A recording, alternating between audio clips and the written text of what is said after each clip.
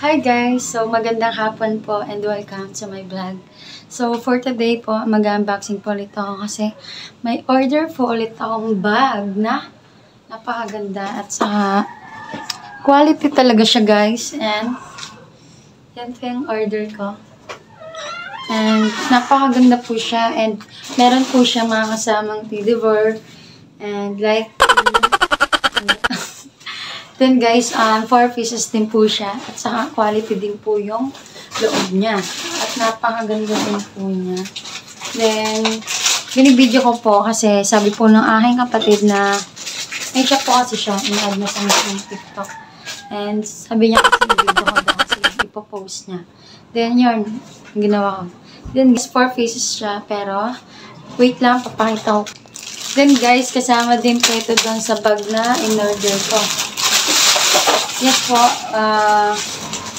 4 na piraso po siya at saka ang dami niyang ayan, meron po siyang wallet saka, then ito pong may mga teddy bear din po siyang kasama tulad ng pinakita ko po dun sa bag.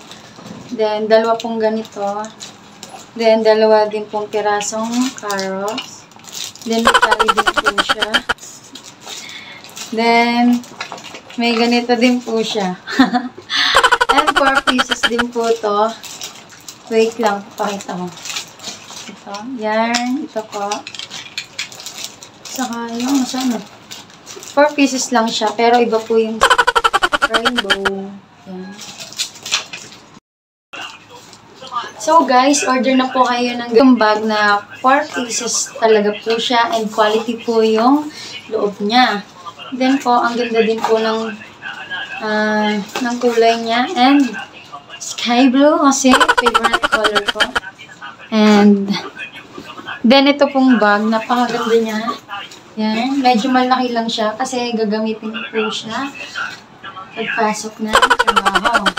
Yan guys, look at me. Yan guys. Yan guys, ang ganda niya. Kasi, kaya po malaki yung bag na binili ko kasi nilalagay ko po yung jacket ko sa bag.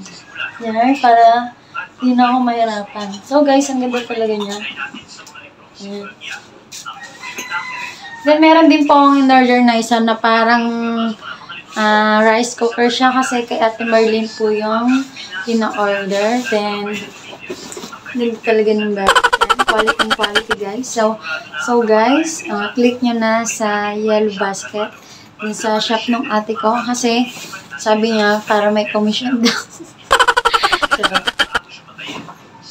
So guys, ito naman po yung pinabili sa akin ni Ate Marlene na like rice cooker po siya kahit ano pong lutuin niya. Dito ay napaka solid talaga niya. Ayan guys, ang ganda niya. Then, and may another pang steam din po siya. Yan. Pero plastic lang po siya. Huwag na po mag-expect na stainless talaga siya. Plastic po siya. Parang yung mga kakilala niyo lang na hindi nyo alam na plastic pala. Oh. So guys, ang ganda po talaga niya. And quality po talaga yung gagamitin niya na pina-order sa akin kasi sabi niya kasi na may magamit daw po siya. Yan guys. Yan, ang ganda ng takip niya. And ganyan saksakan din po niya. Ito po yun.